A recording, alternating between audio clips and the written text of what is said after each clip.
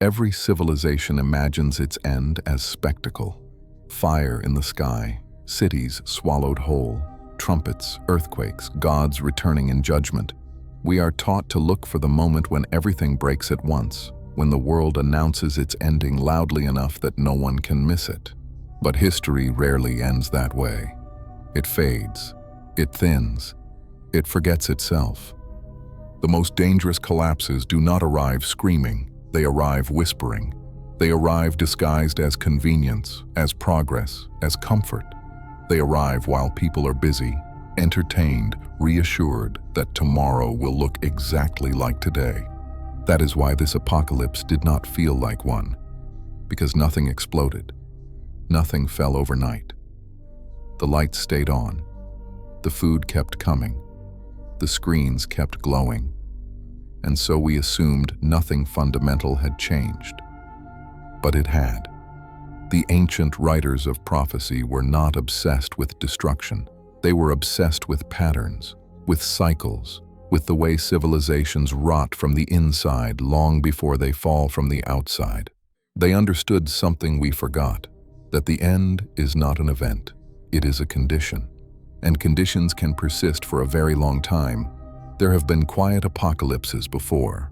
The fall of Rome did not feel like a fall to those living inside it. Taxes rose, bureaucracy expanded, currency was diluted, citizenship lost meaning. The empire did not collapse in a single year. It eroded across generations until one day people realized they were living among ruins they no longer knew how to repair. The people at the end of Rome did not say, "This is the end of the world." They said, "This is just how things are now." That sentence is the signature of every true collapse. The apocalypse already happened the moment meaning became optional, the moment truth turned into preference, the moment attention replaced devotion and speed replaced reflection, the moment the inner world began to starve while the outer world accelerated without mercy. No armies needed to march, no gods needed to descend. The transformation occurred quietly, inside the human nervous system. We were not conquered, we were absorbed. At some point, the world stopped asking us who we are and started telling us who to be, not through force, but through repetition, through feeds, through metrics, through invisible incentives that trained behavior without ever announcing themselves as commands. The old tyrants demanded obedience. The new systems demand engagement, and engagement feels voluntary. That is why no one sounded the alarm. The apocalypse was not fire, it was frictionlessness. It was the removal of resistance from life. When everything became easier, faster, smoother, we mistook that for liberation. We did not notice what was being removed along with the friction. Silence disappeared first. Then boredom. Then solitude. Then the ability to sit with a thought long enough for it to become wisdom. When ancient texts spoke of the end, they did not describe empty cities. They described empty people. People who could see but not perceive, hear but not understand, surrounded by abundance, yet starving for meaning. We read those passages as metaphor. We did not recognize them as diagnosis. The apocalypse is what happens when a civilization loses its inner life. When myths no longer guide behavior, but algorithms do. When rituals are replaced by routines. When transcendence is simulated, optimized, and monetized. When the sacred is flattened into content. Nothing about this required malice. Systems do not need hatred to destroy. Indifference is sufficient. The modern world did not wake up one day and decide to erase the soul. It simply optimized around it. Attention became the most valuable resource on Earth. Not because it is infinite, but because it is not. Human awareness is finite, fragile, and easily fragmented. Once that was discovered, everything began competing for it. Not truth, not wisdom, not coherence, just attention. The result was inevitable. A population overstimulated and undernourished. connected to everything and anchored to nothing. A civilization drowning in information while thirsting for understanding. This is what the end looks like when it does not wear flames. People still go to work, still fall in love, still laugh, still plan for the future. That is what makes it so difficult to name. Apocalypses are supposed to stop time. This one accelerated it. The quiet apocalypse did not take away our lives. It took away our depth. It did not destroy the body, it hollowed out the self. And because it happened gradually, we adapted. Humans always adapt. We lowered our expectations of meaning the way previous civilizations lowered their expectations of justice or stability. We told ourselves that restlessness was normal, that anxiety was just the cost of modern life, that exhaustion was a personal failure, not a systemic one. We internalized the collapse. Ancient myths warned of worlds ending not with chaos, but with forgetting. Forgetting who we are, forgetting what matters, forgetting that life was ever meant to feel sacred rather than optimized.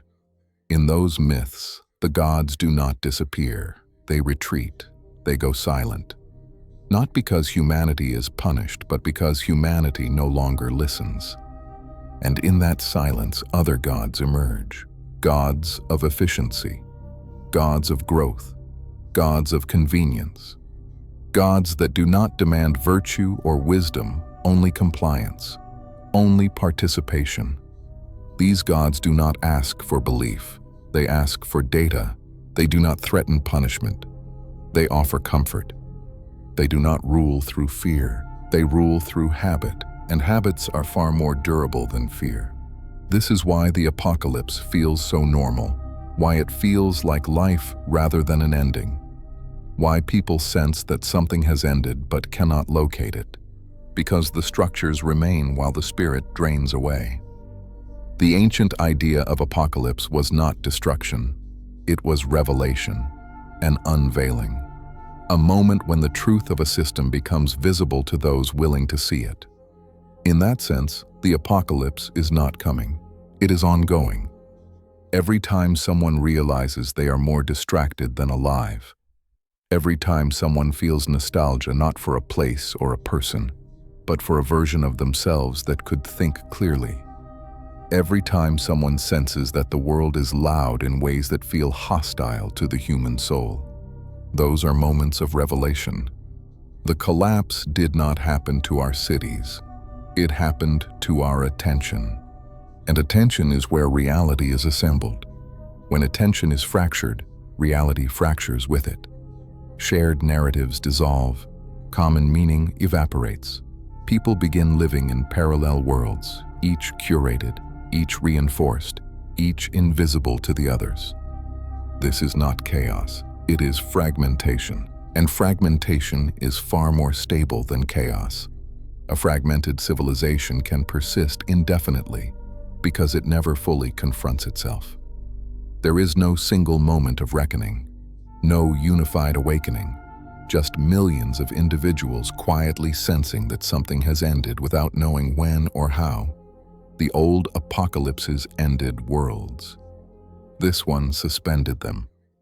It created a permanent present where the future is discussed but never imagined deeply enough to change, where history is consumed but not integrated, where prophecy becomes entertainment rather than warning. The quiet apocalypse does not announce itself because it does not need to. It relies on the assumption that if something were truly wrong, someone important would say so, that if this were the end, it would look like the movies. That meaning would not simply slip away unnoticed, but meaning always slips away quietly. Civilizations do not die screaming, they die scrolling. The most unsettling possibility is not that this is the end of humanity. It is that this condition could last for a very long time, that the lights could stay on, that the systems could continue functioning, that people could go on feeling vaguely empty, vaguely anxious, vaguely distracted, generation after generation. An apocalypse with no ruins, no reset, no catharsis, just endurance. And yet, Apocalypses are not only endings, they are thresholds. Revelation cuts both ways. To see clearly is painful, but it is also the first step toward recovery. The moment the collapse is named, it loses some of its power. The moment the pattern is seen, it can no longer operate entirely in the dark.